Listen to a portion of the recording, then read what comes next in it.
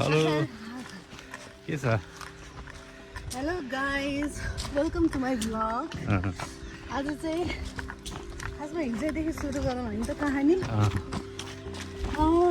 हिजो हामीहरू चिया अड्डा गयौँ प्लान गराएर कहाँ गयो चिया अड्डामा गएर प्लान गरायौँ के को प्लान गरायौ साटासानी आउने अटोमा आउने त्यस पछाडि अनि भोलि चाहिँ हिँड जस्तो गरेर ट्रेकिङ गर्ने अनि ट्रेकिङ जस्तै गरेर चाहिँ कहाँ जाने हामीले भोटाङमा जानको लागि चाहिँ हामी ट्रेकिङ जस्तो गरेर भोटाङमा जाने भन्ने प्लान गरेका थियौँ तर हाम्रो प्लान अनुसार चाहिँ काम भएन बुढा चाहिँ हिजै आउनुभयो बुढा चाहिँ हिजै आउनुभयो ए कारणवश चाहिँ बुढा घर कहाँ हो बुढा घर लेकबेसी 10 लेकबेसी 10 साटाखानी फाट ए अच्छा अनि उहाँ चाहिँ अनि यस्तो डिस्कस गरेर तपाईँलाई छोडेर आइदिनु भयो बहिनीलाई तपाईँ चाहिँ आउन के तपाईँको भोट चाहिँ कहाँबाट थियो मेरो भोट बिनापा 6 बाट छ मेरो जन्मस्थल कर्मस्थल सबै बिनापा 6 र 9 नै हो ए अच्छा हजुर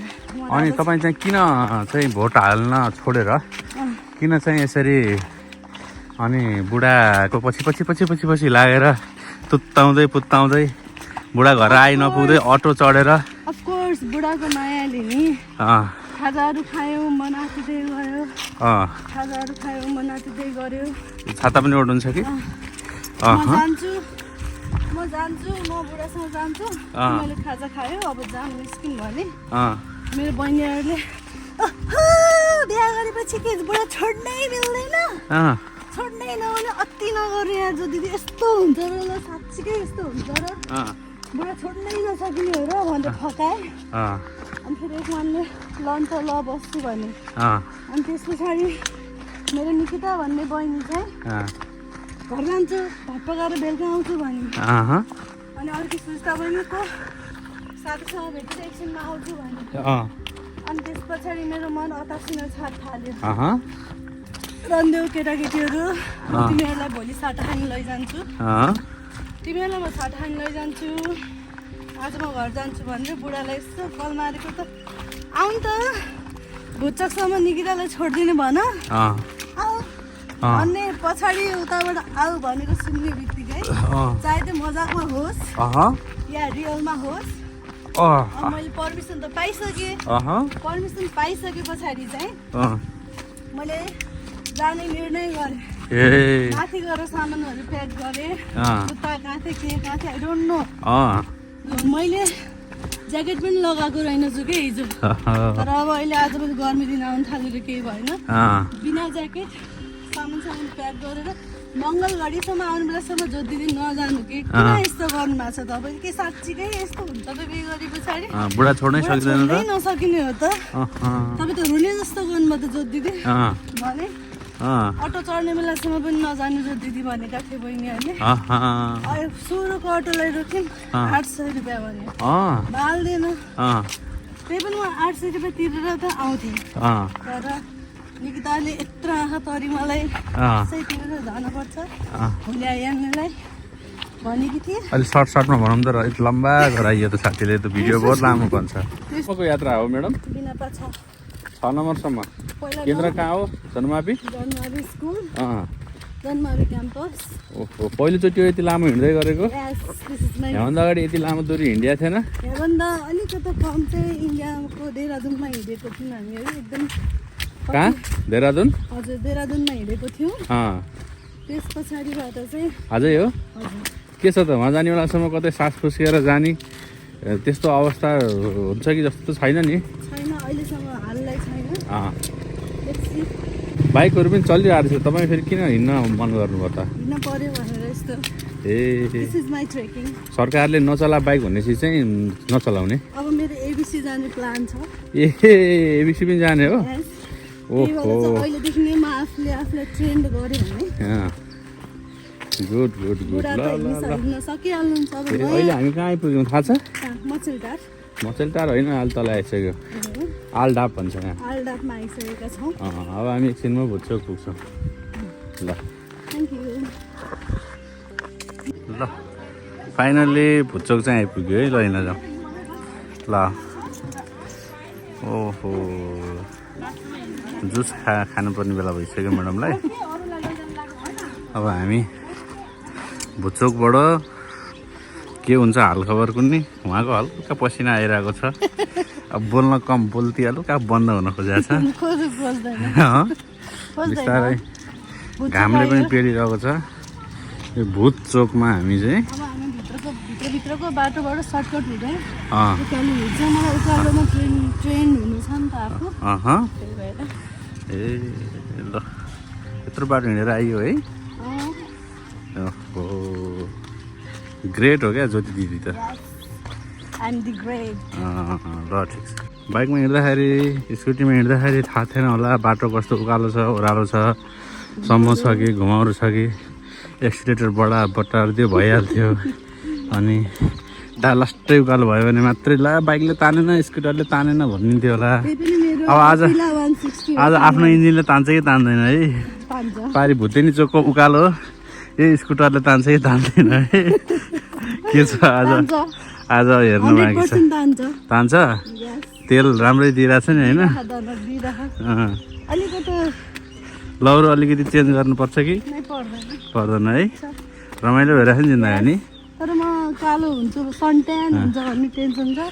कालो त भयो केही हुँदैन। गोरु मान्छे अलिअलि कालो भयो भने लेभल मिल्छ नि बल्ल।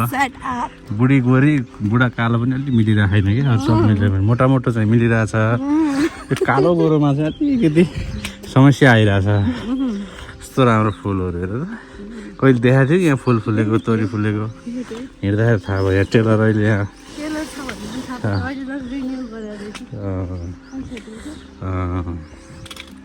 ल अघि भुत चोक अब चाहिँ भुतेनी चोक। यहाँ भुतेनीहरू यहाँ बस्छन् अरे यहाँनिर। अब यहाँबाट चाहिँ भुतेनी चोकबाट केही हुँदैन मसान ससान सब। तिमी लोटेको यहीँ त हो नि माथि हो ए ल। अब सुरु भयो हाम्रो अब असली यात्रा उकालोमा। हेरौँ तान्छ कि तान्दैन है। तान्छ कि तान्दैन उकालो ल।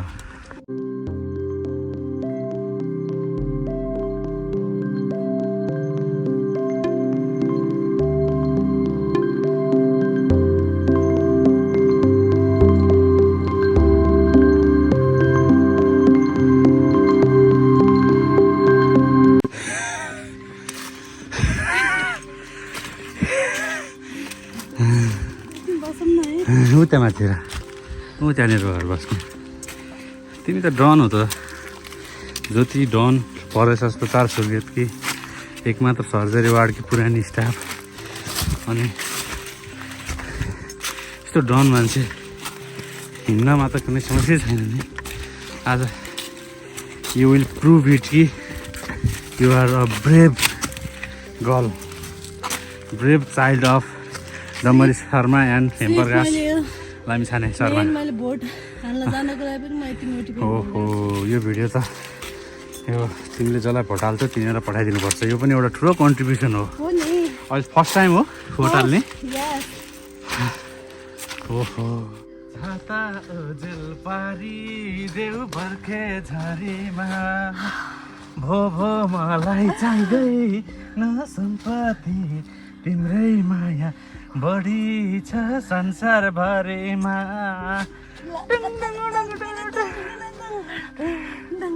अरे बाबा के छ राम्रो छ ल हिँड जाऊ ल ल बाई बाई। स्वास्थ्य ठिक छ हो। रिचार्ज गर्नुपर्ने बेला छ। पानीले रिचार्ज गरौँ पानी खाऊ बस। रमाइलो भएर खायो नि त। यसरी पो भोट हाल्नु यार मेरा बाबै। बाइक त चलिरहेको रहेछ नि त। बाइकमा जाउँ बुढी भन्दाखेरि होइन ट्रेकिङ जाने हो एबिसी जाने हो म त हिँड्ने हो भन्यौ। अब क्यारम त मैले ओहो यस्तो ठाडो उकालो हिँड्दिने यार। यस्तै बाटोमा हामी भारी बोकेर हिँड्थ्यौँ। क्या कुरा गर्छौ तिमी? मेरो भाग्यमा मेरो नसिबमा भारी बोक्न लेखेन त व्हाट क्यान आई डु। नै भारी बोक भनेको होइन हामी हिँड्थ्यौँ भनेपछि अझ कति कष्ट हुन्थ्यो होला। त्यही त्यही भएर त हजुरहरू कति ठुल्ठुलो ठाउँमा हिँड्न सक्नुहुन्छ म सक्दिनँ नि त गुड ल जाउँ छिटो त्यस्तै हुन्छ तिर्खा लागे जस्तो टोइलेट लाग्ला जस्तो अनि खुट्टा जाम भएको जस्तो बसिरहँदाम सुतिरहँदाम जस्तो हुन्छ के भएपछि ओडाउनु त डल्लो बेला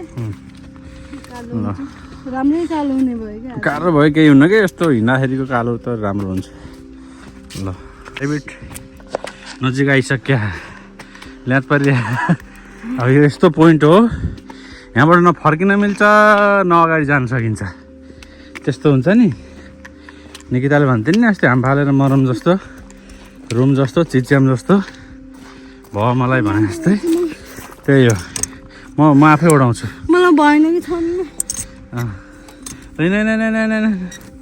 राति भयो तिमी त अब ल हामीहरू चाहिँ फाइनली धुलाइदी आइपुग्न थाल्यो अब अहिले चाहिँ मेरो बुढाले भ्लग बनाउने स्थितिमा हुनुहुन्न उहाँलाई चाहिँ खासमा हिँड्न नसक्ने भनेर मलाई भन्थ्यो तर म हिँड्न सक्ने चाहिँ म भयो मेरो बुढाले चाहिँ अटोमा चढेर जाने भन्नुभएको छ म चाहिँ हिँडौँ भनेर प्रस्थान गर्ने म्याडमजी पिपीर अझै आउनु न त केही शब्दहरू आउँछन् कि के भयो रहेको खरे मेट्यो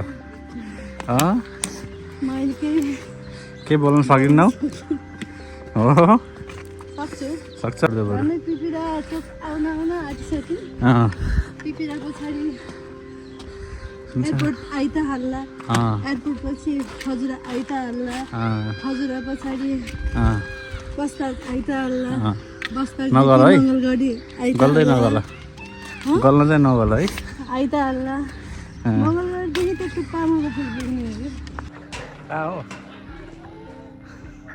कहाँ हो घटनास्थल एयरपोर्ट बल्ल एयरपोर्ट आयो कति बज्यो 12 बजेको धुपमा एयरपोर्टमा यहाँ म यति गरेर भोट हाल्नु पऱ्यो भन्दा आउनु पर्नेको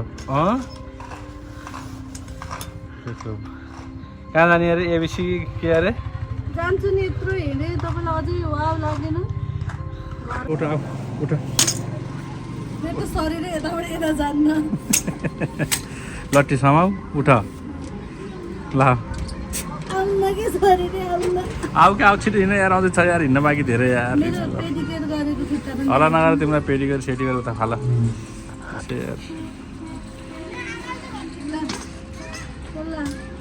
के सुनसान छ यार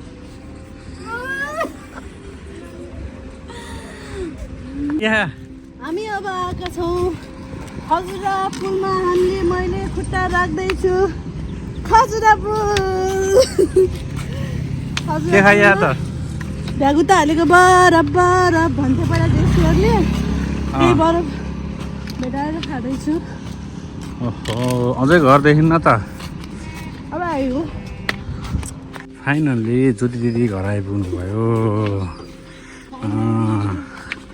घर देखिसकेको छ के छ ठिक छ अलि छिटछिटो हिँड घर आउँदाखेरि त झ्याम हिँड मेरा बाबै घर आइसक्यो जस्तो छ ओह माई गड ओहो हे भगवान अरे बाबै A few moments later. Vote हाल्न जानु परेन भने त्यत्रो हिँडाल्ने मलाई भोट हाल्न जाने भनेर अहिले सुत्ने हो छिटो उठ यसरी सुत्ने यार निधाएर घुरे कि नि यार म उता बाथरुममा गएको भुइँ पुरा घुरिराखिन् के घुवार गरिरहेछ भने आएको हेरे यहाँ घुरिरहेको सपना पनि देखेँ मजा ल उठ ल भोट फर चेन्ज भोट है केमा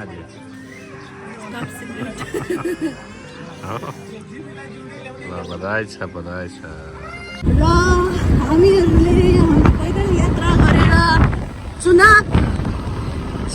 चुनावमा भोट हालिसके पछाडि चाहिँ हामीहरू अब स्कुटी यात्रा गर्दैछौँ बेबी यस्तो गरिस् बाबा